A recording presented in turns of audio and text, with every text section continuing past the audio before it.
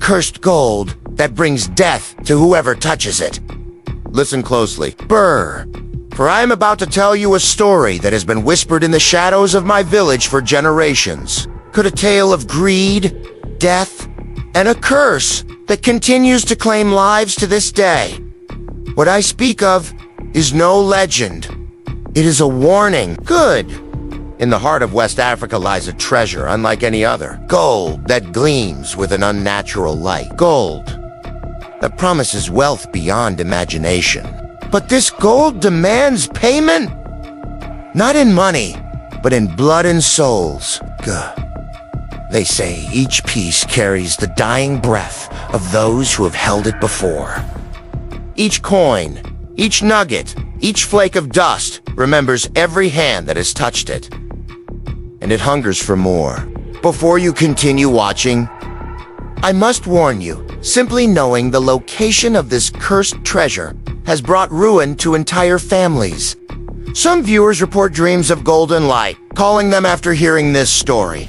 If you begin to see a golden glow at the corners of your vision, or feel an unexplainable pull toward the west, stop watching immediately. This is the story of the Minkah family, and the price they paid for their greed. A price that continues to be collected even now. The tale begins with Kofi Minkah, a respected farmer in our village of Aburi. Unlike many tales of cursed treasure, Kofi was not a greedy man. He worked hard, cared for his family, and was known for his generosity even in times of drought. One particularly harsh, dry season, Kofi's crops were failing. His 3 children grew thin, and his wife Emma's eyes held worry that cut him deeper than his own hunger. It was during this desperate time that the stranger arrived. He came at dusk, a tall figure wrapped in dusty robes despite the heat. His face remained hidden in shadow, but his voice carried like the low rumble of distant thunder. I have heard of your kindness, Kofi Minkah, the stranger said. Good. And now you suffer while others prosper. This is not justice. Kofi offered the stranger water and what little food they had. The rains will come again, Kofi replied. We will endure. The stranger's laugh was dry as the cracked earth. Why endure when you could thrive? I know of a place. Ancient gold, forgotten by all but a few. Enough to feed your family for generations. AMA, overhearing this, clutched her husband's arm in warning. In our lands, we know that treasures often come with prices not measured in currency. What would you ask in return for this knowledge? Kofi questioned. The stranger tilted his head. Only that you share your good fortune? That you remember who helped you in your time of need. Against Emma's whispered protests, Kofi agreed to follow the stranger the next morning. What harm could come from just looking? He told himself. He would decide whether to take the gold only after seeing it. As dawn broke, Kofi found the stranger waiting at the edge of the village, a crude map drawn on animal skin in his outstretched hand. I cannot accompany you further, the stranger said. Follow this path to where 3 mountains cast their shadow over a dead forest. There you will find a cave entrance marked with symbols of the old gods. Inside lies more wealth than you have ever dreamed. You're not coming? Kofi asked suspiciously. I have seen the gold already, the stranger replied, something like fear creeping into his voice. I have no need for more. It calls to you now, Kofi Minkah. Can you not hear it? And strangely, Kofi realized he could.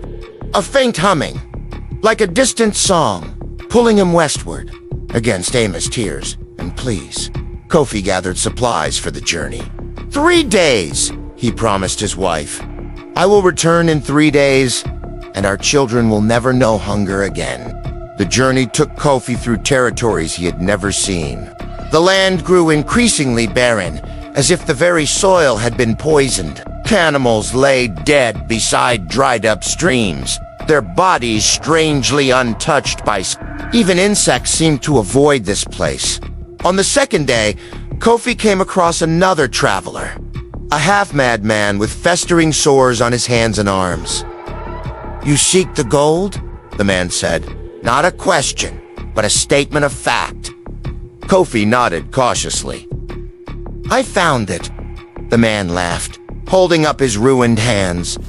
See how it blesses those who touch it? Whispers such beautiful lies. What happened to you? Kofi asked. The gold happened to me, the man replied. I took only one small piece. Just one, but it wants to be together. All the pieces call to each other. They call to you too, don't they? Singing in your dreams? Kofi backed away, but the man grabbed his arm with surprising strength. It's too late for you already, the man hissed. You've heard its call. Nothing will satisfy you now but to see it, to touch it. But remember this. Take only what you can carry in one hand. Okay, any more? And you'll never leave the cave alive.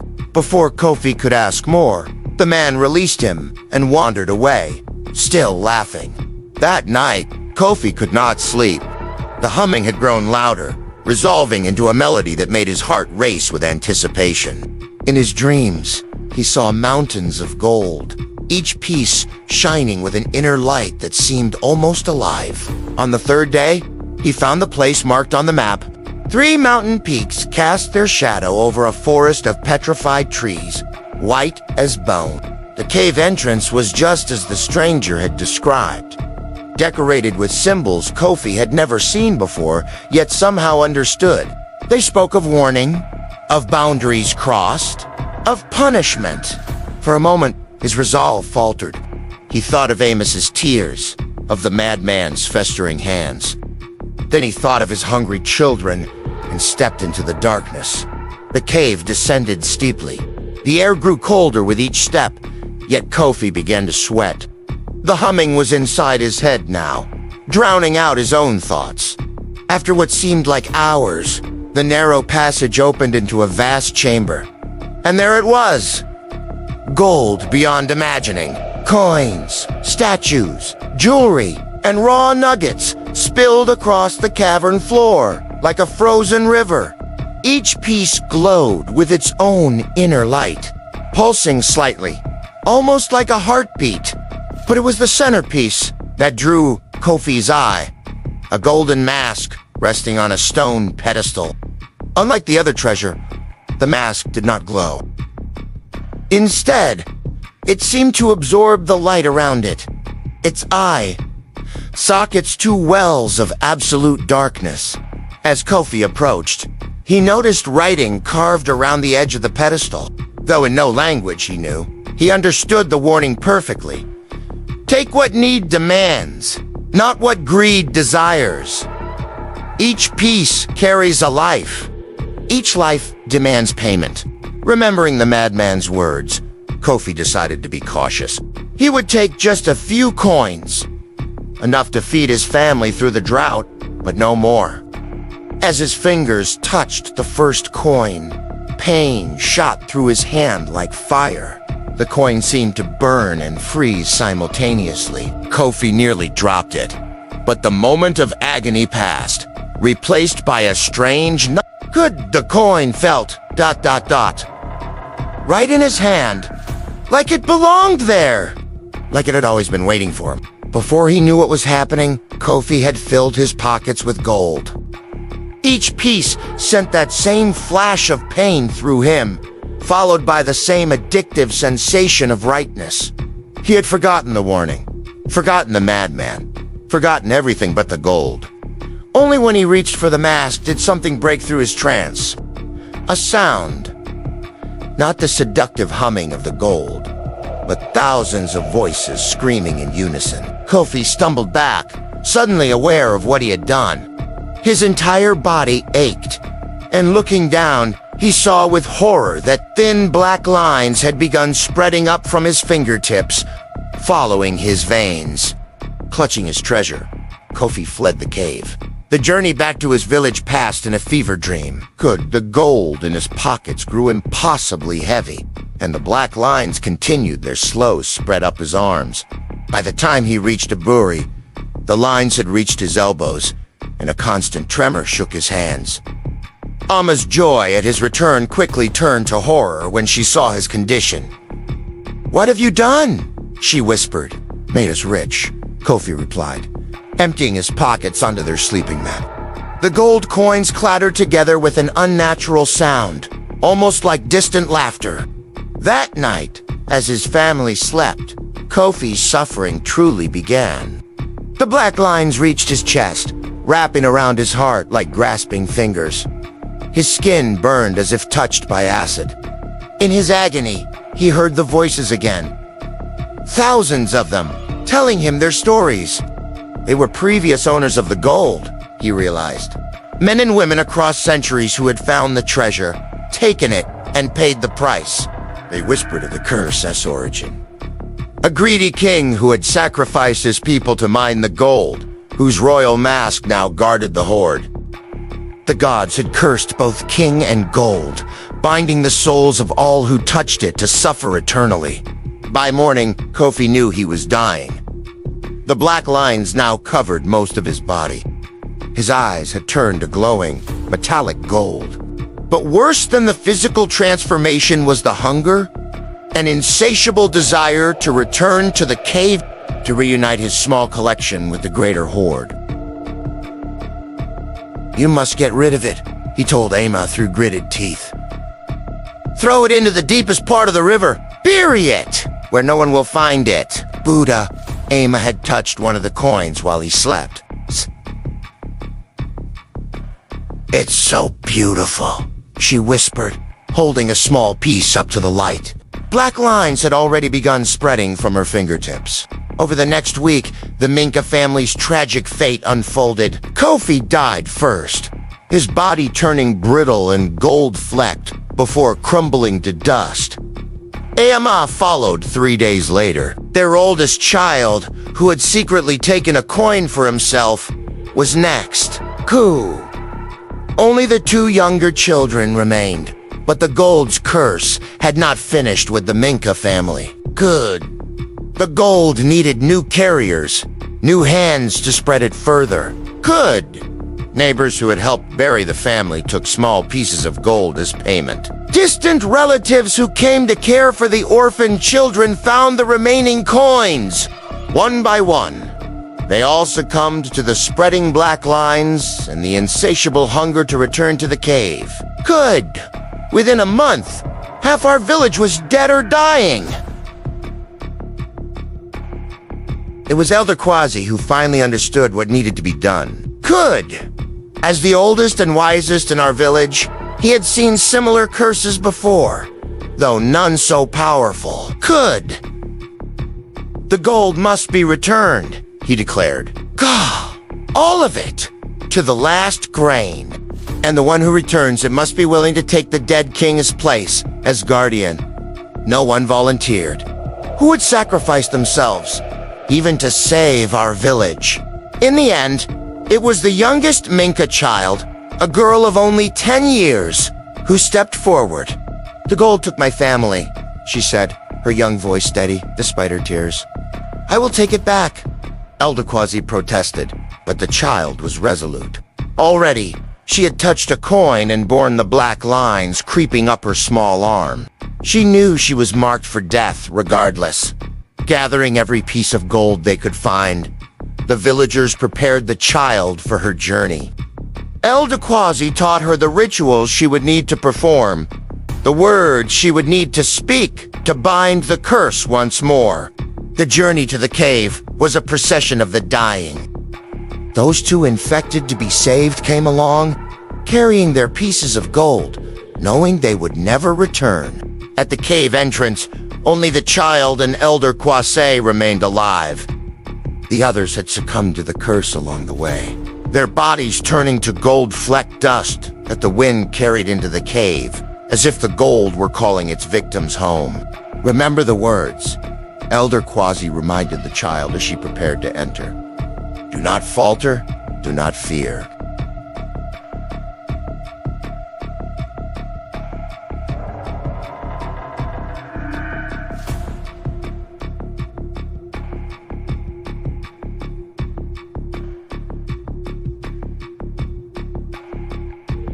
The child nodded, clutching the sack of recovered gold. The black lines had reached her neck now, and her eyes had begun to show flecks of gold. "Will it hurt?" she asked. Elder Quasi could not lie to her. "Yes, child. But then it will be over, and your sacrifice will save many." With courage that shamed the elders, the child entered the cave. Elder Quasi waited outside, keeping vigil. What happened within? Only the gold knows for certain. The villagers who had remained behind reported seeing a column of golden light erupting from the cave entrance, reaching into the sky like a beacon. The earth shook, and for a moment, the ghostly wails of thousands of souls seemed to fill the air. Then silence. When Elder Quasi finally dared to enter the cave, he found the chamber of gold unchanged, except for the mask on the pedestal. Where it had once depicted the face of a cruel king, it now bore the gentle features of a child. "Huh?" Elder Quasi returned to the village alone. He ordered the path to the cave hidden, markers destroyed, and the story of the cursed gold to be told to every generation as a warning. But curses as powerful as this one cannot be so easily contained. Every few generations, the whispers begin again. The humming that calls in dreams. The unnatural gleam of gold spotted in a stream or uncovered by a farmer's plow. Because the truth is this: not all the gold was returned. One coin remained hidden, overlooked, passed from hand to a knowing hand. Waiting! They say it travels the world now, bringing death to all who hold it for too long. The black lines begin so subtly, often mistaken for dirt or an unusual birthmark. By the time the victim realizes what they possess, the curse has already taken hold. Some believe the coin is drawn to those with Minkah blood, however distant. Others say it seeks those with greed in their hearts. But all agree on one thing. The coin wants to go home. It wants to return to the cave, and it will use whoever it must to get there. If you have recently acquired a gold coin that seems unusually heavy, that sometimes appears to glow with its own light, that feels unnaturally warm to the touch, get rid of it immediately. Throw it into the deepest water you can find. But know this: the gold remembers you now. It knows your touch, your scent, your bloodline. And somewhere in a cave guarded by a child's mask, it is calling your name. Look down at your hands now. Are those shadows? Or are they the beginning of thin black lines spreading up from your fingertips? Could the curse of the Minkah gold has claimed thousands over the centuries? You may be next.